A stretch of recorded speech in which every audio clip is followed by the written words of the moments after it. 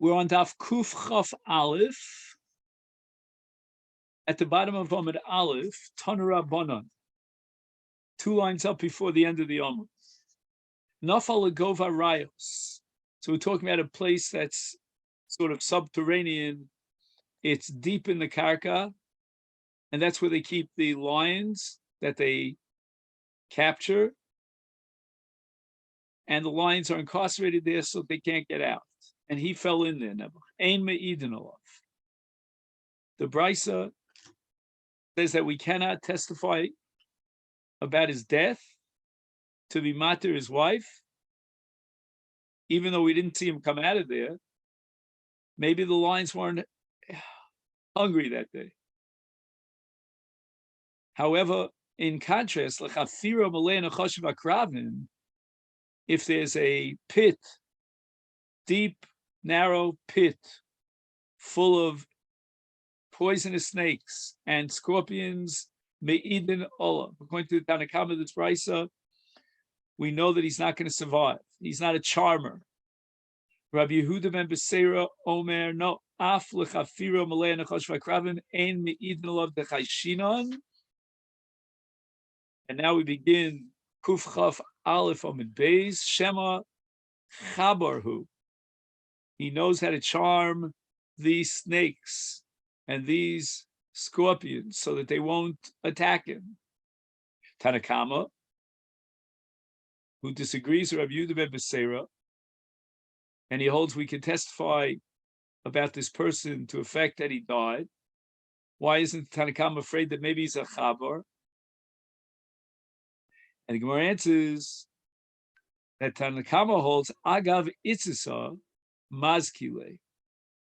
He won't even get a chance to try to charm the snakes because he's going to step on them as soon as he falls into the area of this bar. It's completely covered with snakes and scorpions. He's going to step on them, and as a result, he's going to get bitten and he's going to die. That's the sheet of the Chachamim, and therefore the Tanakama maintains that we can testify about the person who fell into a bar that was full of nechashim v'akrav. One Rabbanon, we went to the Brisa. Nafal is so chivsha noich. What happens when he falls into a furnace, a burning furnace? Me'idin olav. We can testify that he died. He won't be able to get out alive. And later on, we'll see that even Rabbi Meir is not somech on nisan. Now, what happens if he falls into a cauldron of one of 2 liquids, and there's a fire underneath the cauldron? Yora malea yain v'shemen, whether it's wine or oil that's on the fire and it's boiling, me'idin olav, he's not going to survive. Now, the question that the Gemara is about to address, just by way of preview, is when he falls into the cauldron, there's going to inevitably be a spillover of liquid. What impact is that spill of liquid when it overflows and hits the fire on the bottom? What impact will it have? Mishum Rabbi Acha Amru shel shemen me'idin olav mivnei shu mavir shel yayin ein me'idin olav mivnei shu mechaber. Oil and wine have 2 different impacts on a fire. Oil on a fire just causes the fire to go up. That's called mavir. It intensifies the flames. So therefore, if he fell into this cauldron of boiling shemen, when the shemen overflows, it's only going to cause the fire to go up. Hence, we can testify about him that he's dead. But in the case of yayin, and yayin is mechaber, the propensity of wine is such that when it comes into contact with fire, it actually cools off the fire, it lowers the flame, and therefore perhaps, says Rabbi Acha, he may have survived this terrible attack, this terrible catastrophe. Because what's going to happen is that within a short period of time, after he drops into the cauldron and the yayin spills over and starts extinguishing the fire, the fire is going out, now the yain cools off. He may have survived it until the point where the yain cools off. So that even though he doesn't possibly have the ability to walk on his legs were first to be burnt when he hit the ground of the cauldron, but nevertheless, he may be able to survive it when the fire cools off.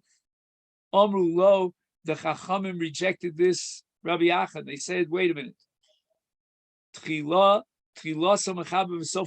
making a mistake here. It may be that initially, for a second or two, when the wine hits the fire, it cools off the fire a little bit. But immediately afterwards, it actually causes the fire to be more intense than it was before. And therefore, even in the case of a Yora Shel Yayin that's on a fire and it's boiling hot, we could be made on of that and testify that he died. Rabbi Meir Rabbi Meir tells us a story to prove his shita that even in a case where a person falls into water, a body of water, and he is drowning, we cannot testify about him. Even if a long period of time went by, 3 days, for example, we didn't see him surface from the water. And he proves it from an actual case. But Tanya, the Brisa records, Amru lo Rabbi Meir, ein maskir ma'aseh nisim. The fact that on one particular occasion, somebody survived falling into this body of water, that's just a fluke. That's a ma'aseh nisim. Now, in the note here, he points out that when Rabbi Meir said that perhaps he'll survive the water, he didn't mean to say that he could be underwater for 3 days. That's impossible. He can't survive that. What Rabbi Meir was afraid of was that maybe he'll pop his head out above the level of the water, or perhaps at some point for a few days, he is able to float on the top surface of the water. So the Gemara asks, "My ma'aseh nisim, what did the Chachamim have in mind when they counter-argued against Rabbi Meir because it's a ma'aseh nisim? What makes it into a ma'aseh nisim?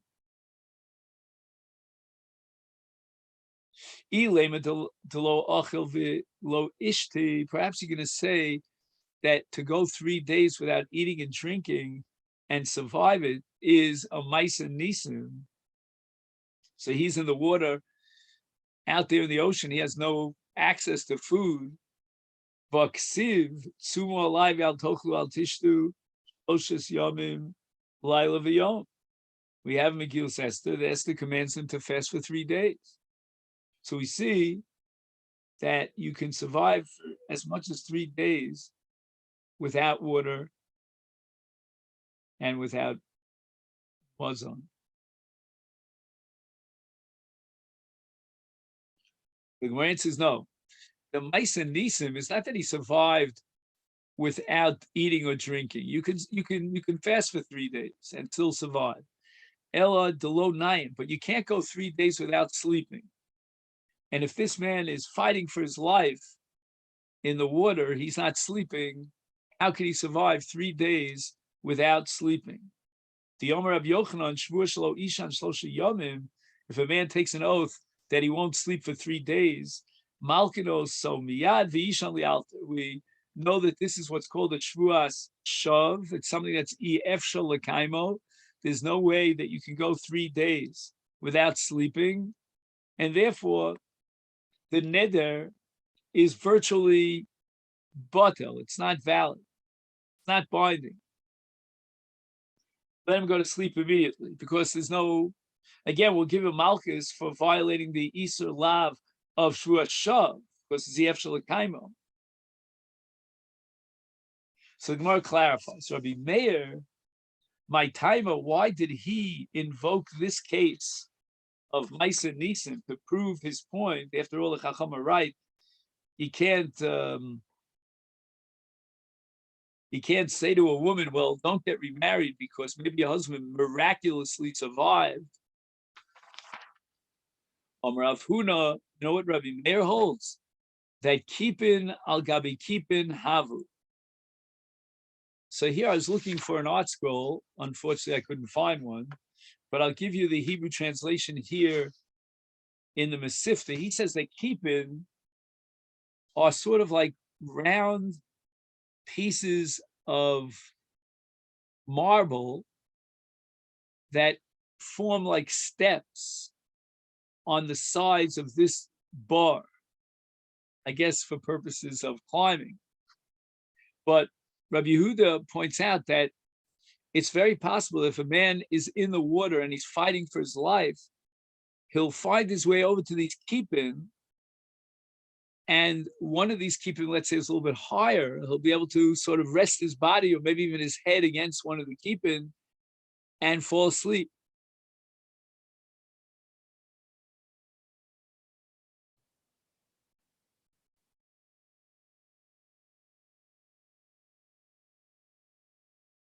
So this is not a Ma'aseh Nisim.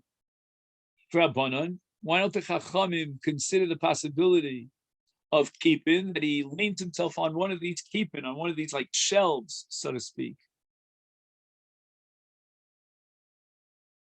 He calls it here in Hebrew shatot, shatot, kimin binyanim vulamot, b'nishar aleim v'yashar ma'ah. So the Rabbanan hold the sheishahav. Wait a minute, you're talking about marble. Marble is very slippery. There's no way that he can hold himself up on a piece of marble without slipping off and going back down into the water. He won't be able to sleep by leaning on this marble. Rabbi Meir, what is he going to answer to this point that the keeping are made of shayish? So the Gemara answers to explain Rabbi Meir, efsha delo masrich b'nayim purta.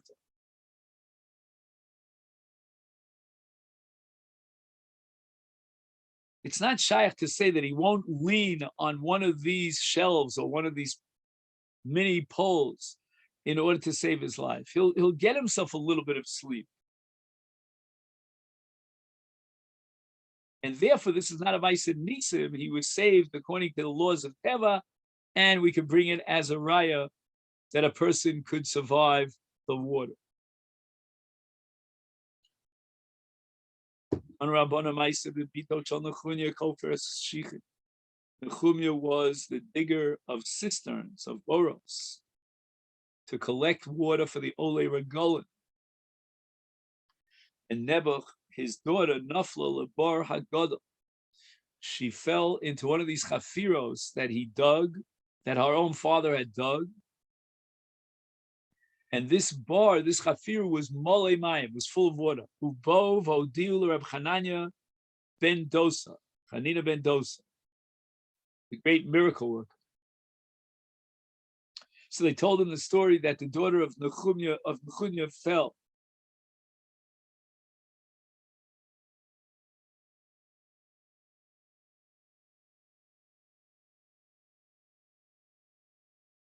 Now, why did they go to Chanina ben Dosa? He had such a power of tefillah that through his bakoshes rachmim, he could possibly save her.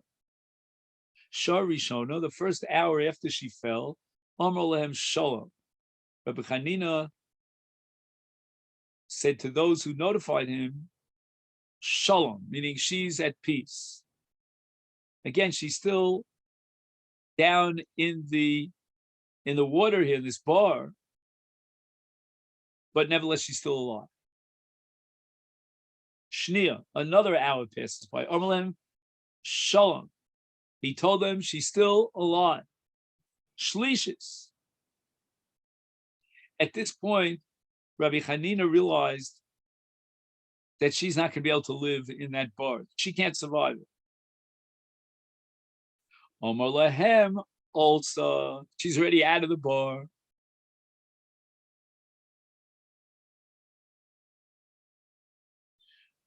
Omar Allah, so Rabbi Chanina speaks to the bas of Nechunya and says to her, Biti Mihelach, how did you actually get lifted out of the bar? Amrolo, she said to Rabbi Chanina, Zachar Sharachelim is daminli vizaken manhigo.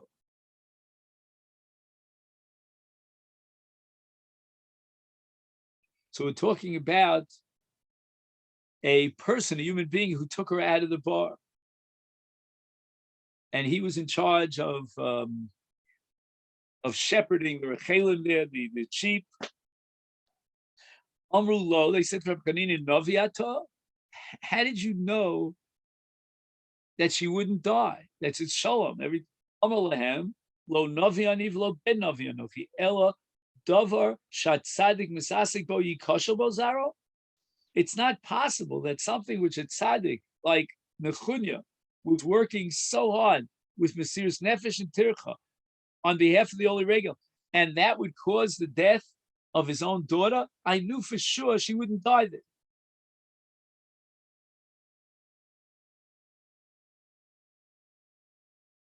He writes here, it's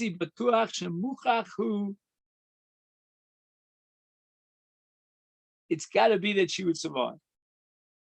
Nevertheless, the son of Nechumya Chofer Shichin died from thirst. Shenemar usvivav nisara me'od. A pasuk in Tehillim. Melamed Hakadosh Baruch Hu medagdek im tzvivav kechut hasayra. Even on Dvarim Ketanim, very subtle kinds of sins. Nevertheless, Hakadosh Baruch Hu is medagdek.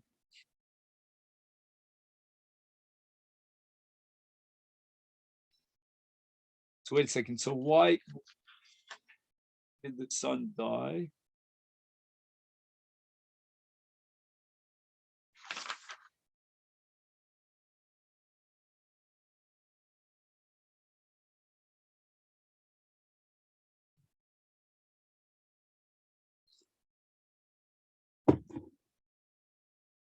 Do you have any note, Rabbi, about why the son died? I don't know. For some reason, Yeah, the footnote is from the Torah's Chaim.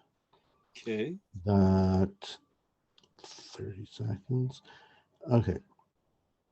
Yeah. Lo meit beno b'masei adav mamash. That the power to protect is only on something that the tzaddik made physically with his hands, but not on the general miksoa of bringing bracha from. But is there any indication as to why the son had to die? No, nothing. No. Nothing. I was hoping somebody would reveal the secret here. Gilgul stuff. No idea.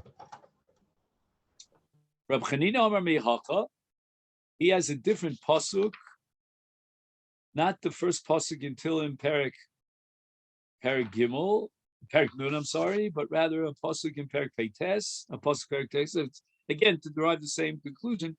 El Narotz Besod Kedoshim Rabbav and Nora Al Kol Sfira.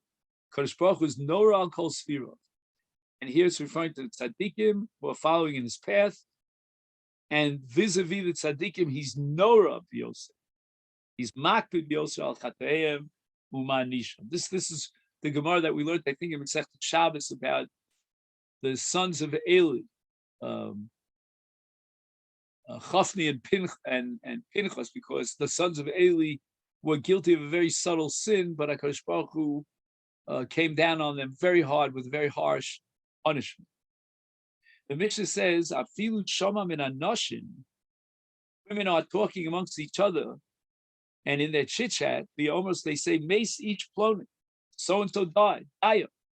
We can rely on these nashim misapros, and basically, we can testify based on what they said to each other that the husband of this woman died, and we can be matir her to get married. So we're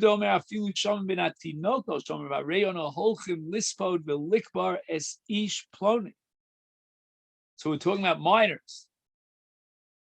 And they say one to the other, let's go to the head, excuse me, the hesped, and bury so-and-so. And that's enough to rely on the fact that so and so died.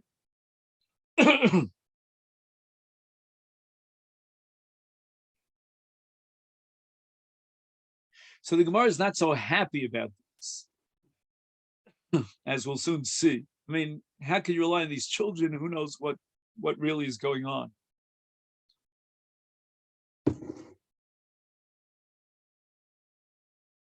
Now the Mishnah continues to address the halacha of Mesiach Lefi Tumo, which is considered reliable testimony.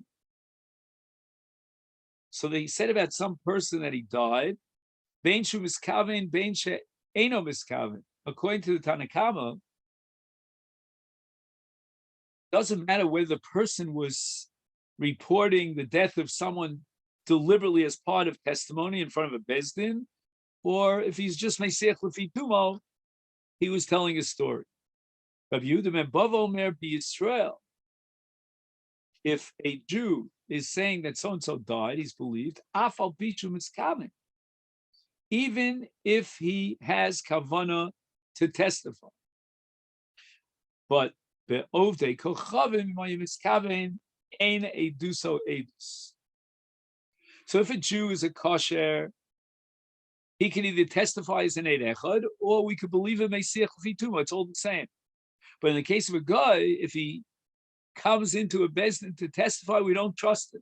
We'll only listen to him and rely on him if he was Mesiach Lefi Tumo.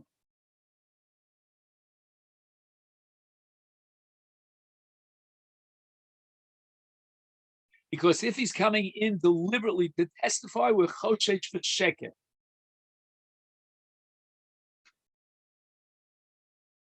He has here in the footnote, in the name of the Keren Ora, that we can derive from here that Mesiach Lefi Tumo is more powerful and more reliable than even Avis.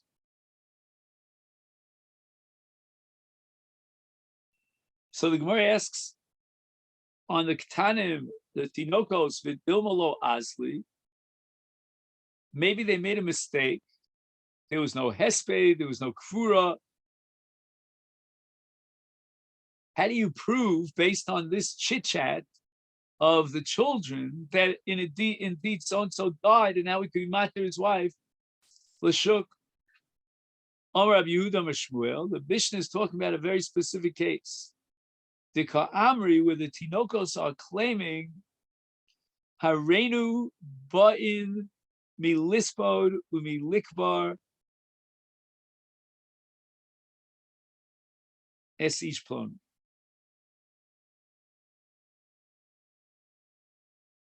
What exactly are the Tinokos saying? They're saying, we just came from the Hesped and the Kfura of so-and-so, and they call him by name.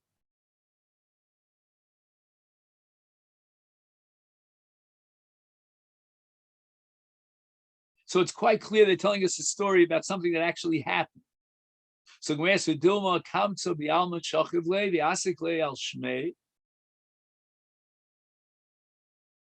It may be true that they were returning from a Hesped and a Kfura, but who was born? Who was buried? You know, maybe in the play of the children, they buried a bird. I don't know. I remember we used to go to a place called Victoria House outside the Pioneer Hotel. And I remember we were raising a bird, and the bird never was gestorben, and we asked my father, the rabbi, to give a hesped for the bird. So the Gemara answers the Kamri, Kain v'Kain Rabbanan Havahasa. They don't just tell a story about the burial of somebody and the hesped and so on, but they say that these were the rabbis who were there. They mentioned the rabbis. They trade those rabbis cards, so they saw and they recognized the rabbis. Kain v'Kain Saftane Havahasa. They go into detail telling the story about all the safdanim, the eulogizers.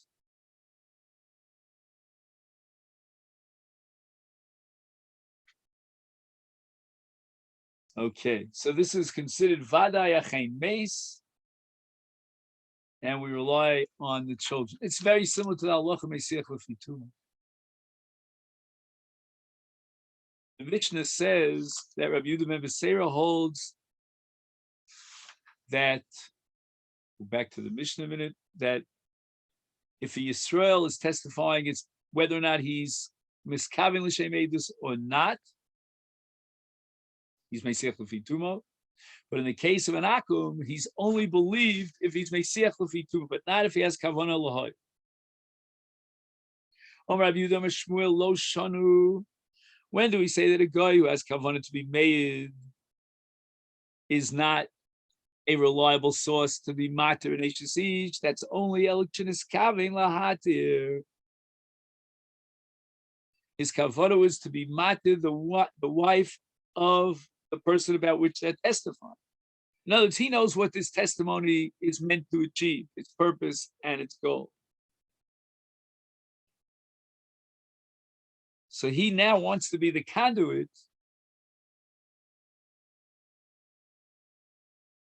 to be matir this woman. In such case, we suspect that maybe he's lying.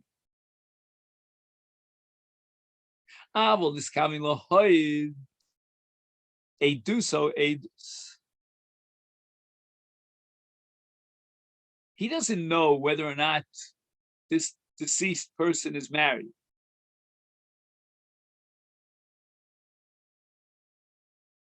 He's not coming to be matir this person's wife.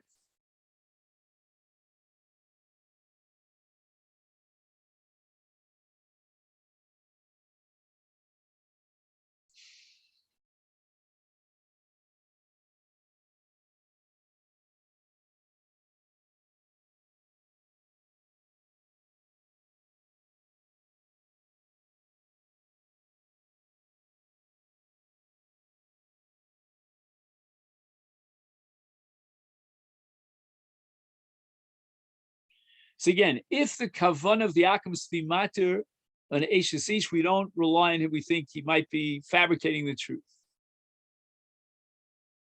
But if he's telling us a story or testifying without even being aware of the fact that this man is leaving behind him a widow, then they believe.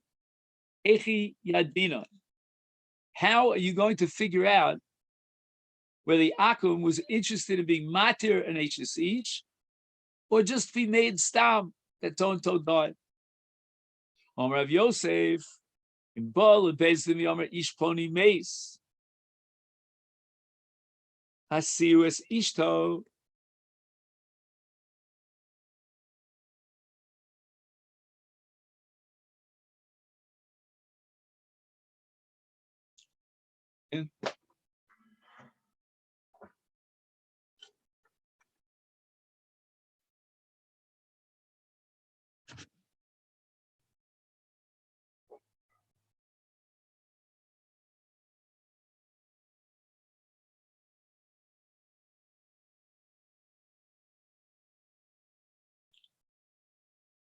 Zeu niskavin lahatir. If the guy adds the words hasiu es ishto, let his wife get married, then you know that his kavanah was lahatir, and he's not believed. But if he says ish ploni meis stam, without adding the words hasiu es ishto, zeu niskavin liebus, and we can rely on it. Itmar nami omer Rabbi Yish Lakish lo shonu. When do we say that an akum who had kavanah lahoid is not believed? Elok sheniskavin lahatir. Avol niskavin lahoid eduso edus. So it all depends upon the kavanah of the akum. Amalei Rabbi Yochanan says to Reish Lakish, lo kach hoya ma'aseh be'oshaya berebi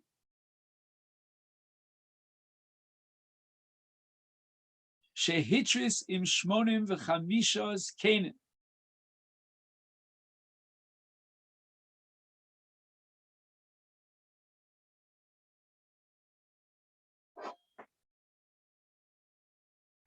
Just see there's a girsa issue here.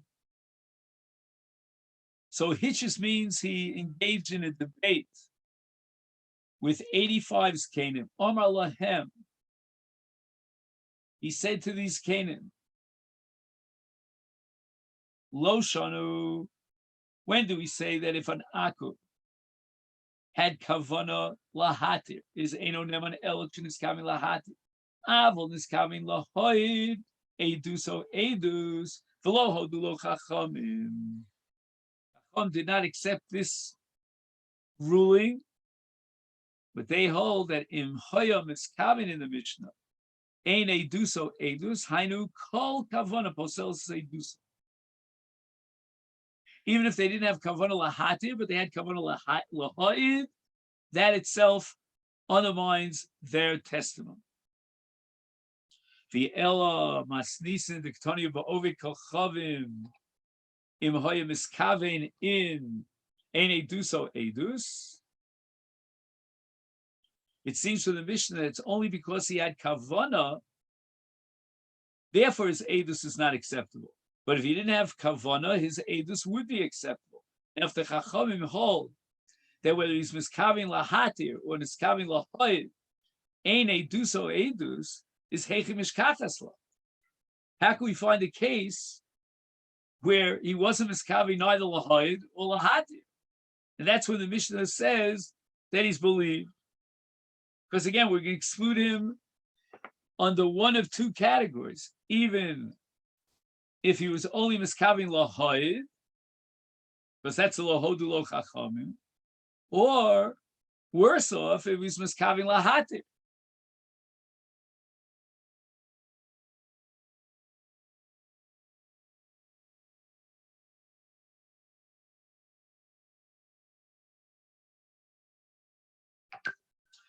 So the Gemara says, you know when we believe in akum? He's not miskavin lahoid. He's not miskavin lahatir. He's only mesiach lefi tumo. Ki hahu, like the case of a guy, Davika Omar the Ozil. He was announcing it publicly. Man ika bechivai, man ika bechivai. Is there anyone here from the household of someone called Chivai? Shchiv Chivai, because Chivai died. Maybe it's time that we memorialize him with a eulogy. Maybe it's time to bury him. Maybe it's time to sit shiva.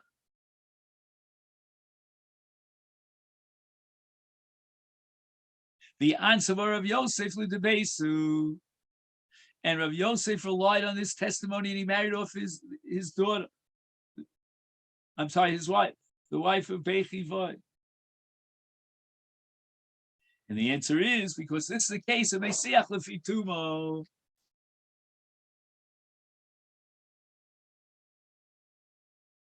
Ahudavi Ka'omar via Ozil. He's on his way announcing Vavele Le Parsha. Zriza Davi Befu Pedisa, the Shachiv. Oilo Lioso Peresh. I guess a horseback rider, a driver. Zoris. Shehu Befu Pedisa.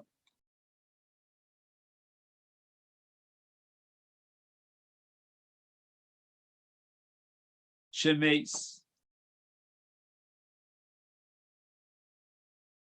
So again, the guy is telling everybody about this driver by the name of, actually we don't have his name, that he died in Pumbedisa. The Ansabo Rav Yosef married, was officiated that had his wife's marriage. He came a rubble into Bisa. Hahuda v'kozil, komar v'kozil, man ika bei chasa. Who's here from the household of bei chasa? Of chasa. If you can hear me, tava chasa. He drowned. Omer of Nachman, when he heard the achros of that akum, Elokim, it's the lashon of shvua. Acholu kavre lechasa? Did the fish devour chasa?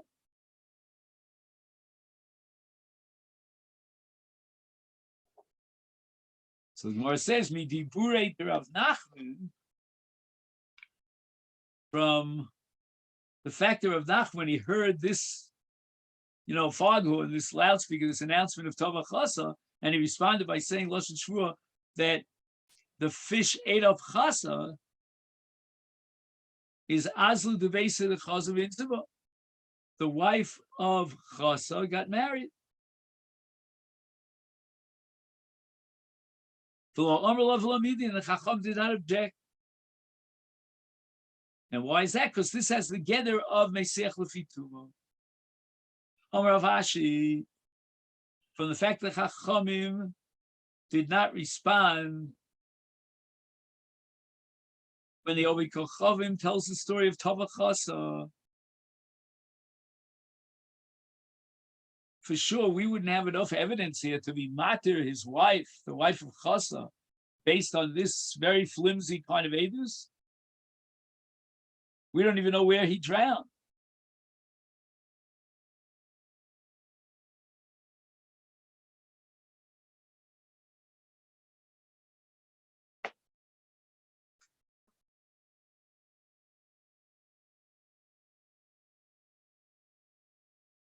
So what is Rav Ashi worried about?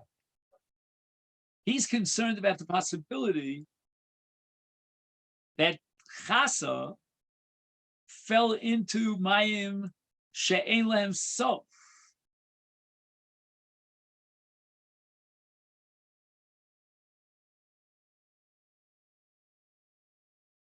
Which means that even if witnesses were standing on the riverbank, we can't, right? And he doesn't show up, he doesn't surface, then we cannot rely on that to be matir his wife. Maybe he got out on the other side. Shma Mina, let's derive from this, Hadi Omer Abona Mayim Shein Lehem Sof Ishto Asura, Hani Milichat Chila, Avali Nasiv, Lo Mafkina Lo Minoi.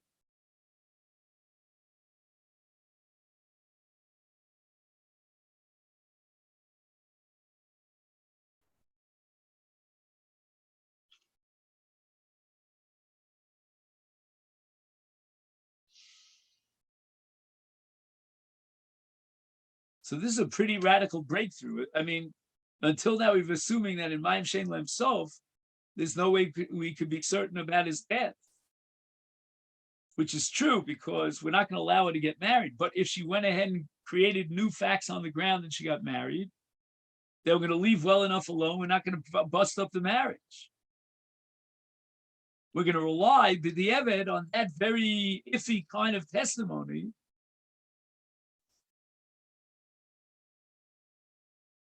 where the guy was telling us about Tova Chasa and there was no response. Ika Diamri, now we have a different transmission of the same story. Answer Rav Nachman Debese. Rav Nachman went ahead and he officiated at her wedding, the wedding of the Almana of Chasa.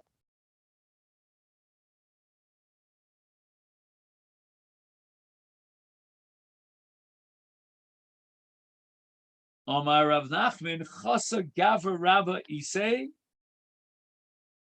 As a general rule, we would not marry off his wife based on this flimsy kind of sketchy testimony. But here's the exception to the rule. Because Chasa Gava Rabbi Isei Vim Isei this Solikola Islevinus.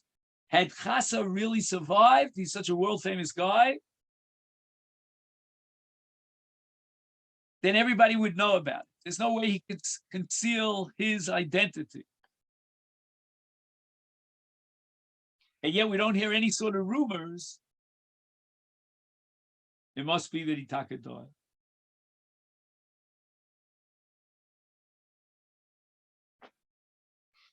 What was the name of that? Was he a basketball player, O.J. Simpson or something like that? You remember that? If he's floating around the streets, everybody will know about it. Every cameraman, every TV broadcaster will be there. So this is the first time I think we've come across Edus to be matir and ashes ish based on the absence of X, the absence of anyone coming forward and identifying, this very famous person. According to the Ika Diavrik, that was the logic of Rav Nachman. Elohi, the Gemara rejects it. Loshna gavarabo, loshna lav gavarabo. The Evid in lechatchilu lo. We're going back to the first lishna, and even if it's a gavaraba, we're not going to be matir holy nase because this is mayim shein lem sof. Ahu oved kochavim davika amar leili Yisrael k'tol aspasta. A guy was forcing a Jew to cut down what's called shachas, right? That's animal fodder.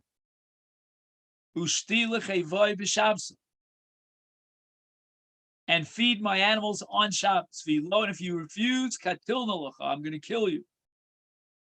And I'll prove to you that this is not an empty warning. Because I also already murdered another Jew. And he tells you by his name, his exact name. Because I asked him, Bashali Kdera b'Shabbos, cook me a pot of whatever on Shabbos. Velo Bashali refused. Uktalte, and I killed him. Shama de Besu, the wife of the person about whom the guy had said I killed him, heard what the guy had said. The Asar coming to Abaye. She comes to Abaye and she wants to know if she's allowed to get remarried. Do we have here reliable edus shemes baila, based on this guy who's boasting about the fact that he murdered so and so, your husband? Shayosa. So Abaye did not have an answer. He was waiting and procrastinating.